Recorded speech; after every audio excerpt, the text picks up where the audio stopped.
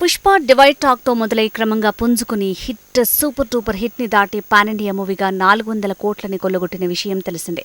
ఈ చిత్రానికి సీక్వెల్ గా పుష్ప ది రూల్ ని డైరెక్టర్ సుకుమార్ ప్లాన్ చేస్తున్న నేపథ్యంలో అనేక చిత్ర విచిత్రాలు చోటు చేసుకుంటున్నాయి. సౌత్ ఇండియాతో పాటు నార్త్ ఇండియాలో కూడా పుష్పకి వచ్చిన క్రేజ్ ని క్యాష్ చేసుకోవడానికి సుకుమార్ పక్కా ప్లానింగ్ తో ఉన్నాడని టాక్. 1000 కోట్ల వసూళ్లే లక్ష్యంగా స్క్రిప్టులో ఆసక్తిదాయకమైన మార్పులు చేస్తున్నాడని తెలుస్తోంది. హాలీవుడ్ రేంజ్ లో యాక్షన్ సీన్స్ ని క్రియేట్ చేస్తున్నారు. రెగ్యులర్ గా తన దగ్గర పనిచేసే అసిస్టెంట్ రైటర్స్ తో పాటు అదనంగా ఇంకొందరు రైటర్స్ ని మంచి రెమ్యునరేషన్ ఇచ్చి రంగంలోకి దింపాడట సుక్కు.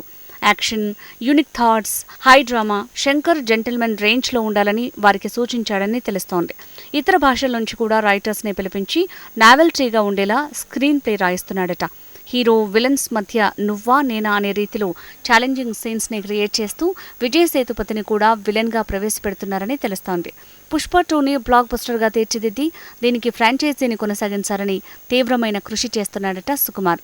ఇంత కష్టపడుతున్నాడు కాబట్టే సుకుమార్ లేనిదే తాను లేనని భావోద్వేగంతో ప్రకటించాడు అల్లు అర్జున్.